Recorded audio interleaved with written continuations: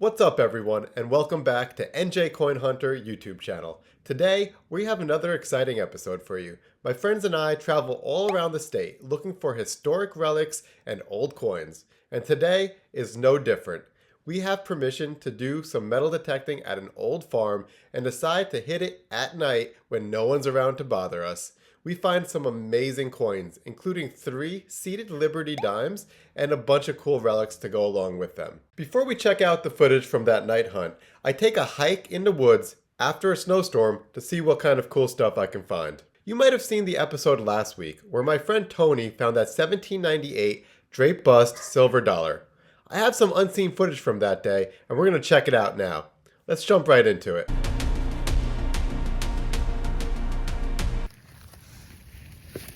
Just found this 1798 drape bust silver dollar. Flip it over. There you go, buddy. There's 13 stars on the backside.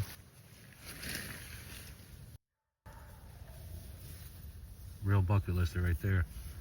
Let's take a minute to talk about exactly what's going on here. Tony just found basically the find of a lifetime. Finding a drape bust dollar almost never happens. And that's not just to me or him, it's to anyone. Not many of these coins have ever been found while metal detecting. Sure, maybe a few hundred have been found. This is not something that happens very often, and that's over like 40 or 50 years of people metal detecting.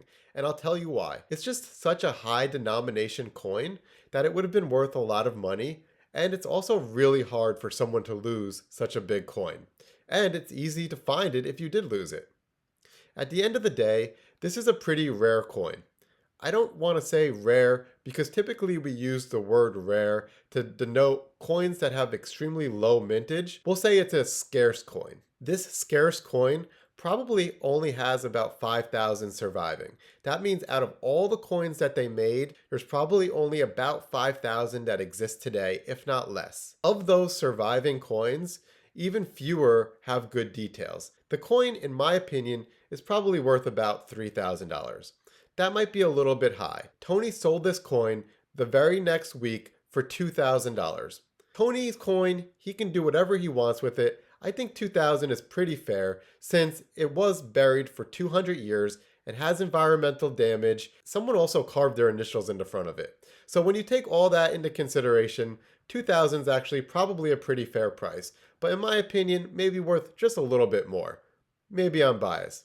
If this coin had really good details and it wasn't dug up, you can imagine this coin fetching 5 figures at auction, if not more. These coins are highly collectible and they're among the very first minted by the United States. Alright, let's get back to it.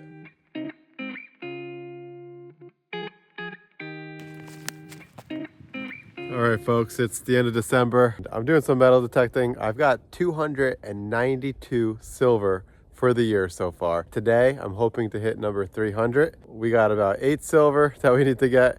I've only got 3 or 4 hours to do it. It gets dark early here in New Jersey. The snow is on the ground, as you can see. I got my first signal. Let's go ahead and see what it is. I'm hoping that we can hit 300 today. Wish me luck.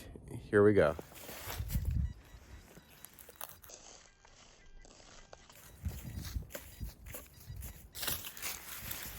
Let's see what we got. I'm hoping to see a dime, but I changed some settings because of all the snow on the ground. Since I have to dig deeper, I turned my reactivity down. So that means all the signals are sounding a little bit different. Whatever it is, I see it. And it's not silver. Huh. It's too light to be silver. Still looks like a pretty cool find. Some type of religious pendant. Find a lot of these out here. I like the ones that are silver myself, but still a cool find. I'll probably keep it, throw it in the fake religious pendant pile because I have a lot of them. So, cool find, first signal of the day. Not what we're looking for. Okay, I'm exploring a pretty cool spot here. It looks like there's an old house. It might have burned down and pretty much was just left there. And right over here, I got 2 different signals. You guys probably can't see that, but it looks like a high tone. Could easily be junk. With this rock here, definitely could be a silver quarter that's shallow, because it definitely sounds a little funny. Well, It's not what I was hoping for. Sounded really good though. Another one of these old houses. Looks like it's just abandoned. Not sure if you guys could read that above the door, but looks like it says do not enter.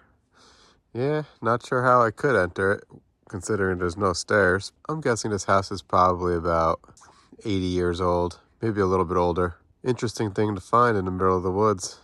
Let's search around it and see if we can find any old coins.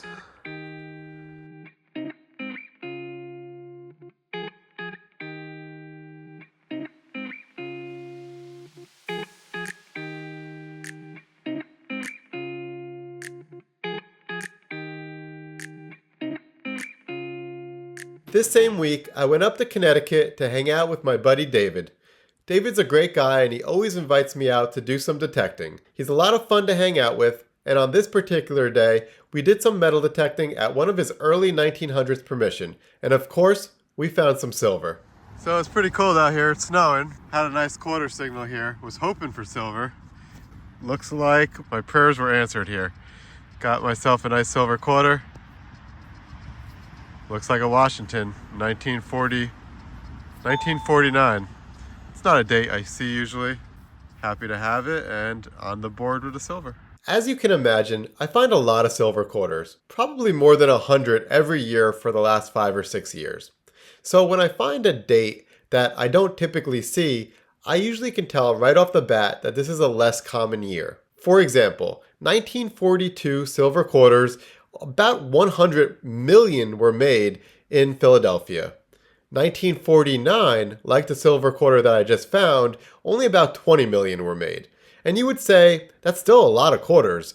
It's so much less than the 1942 that I can actually tell a difference when I'm finding them, which ones are more or less common. And the 1949, I just find less, so I knew immediately that it was a lot less than the 1942s or some of those years that have higher mintages. You'll probably find about 5 1942 quarters every time you find one of these 1949 quarters.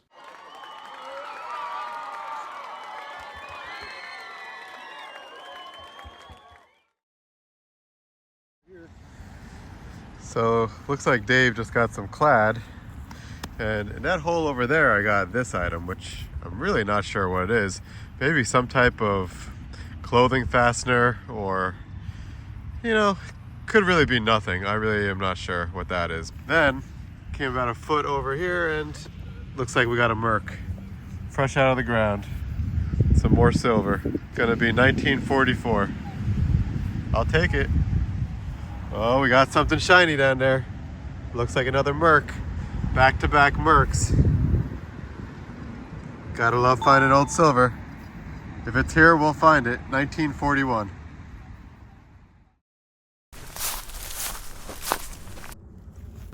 Oh, it's a big button. Nice big dandy button. It's got text like a... It's got design like around the rim of it. Octagon. Oh yeah, I do on see this it. side. Oh shoot. Yeah, Oh, that's old.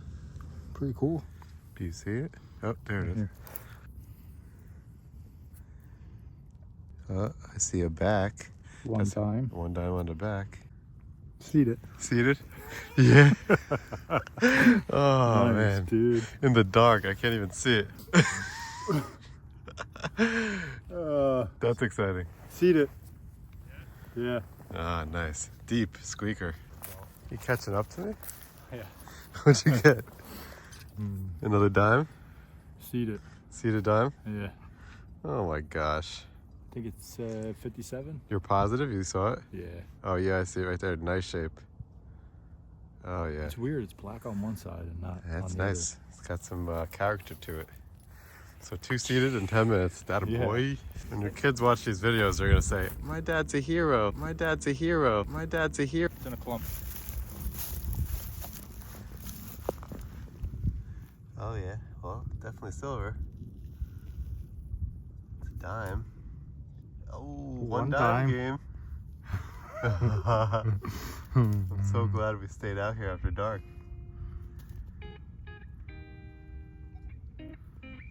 Seed it. Seated again.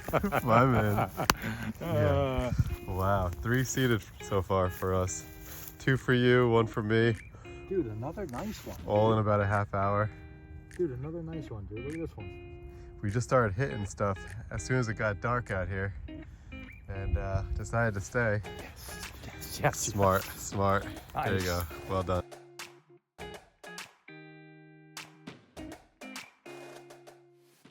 We had a ton of fun metal detecting at night. Me, Kevin, Tony, and John, we were at it for hours, and a lot of really good stuff came out. It's really uncommon to find 3 seeded silver coins in one hunt, but we did, and we'll definitely be back to this location again soon. I have to say though, filming at night is really tough. Definitely some lessons learned there. Even with the night vision, the footage is really painful to watch, so I really only showed you some of the highlights.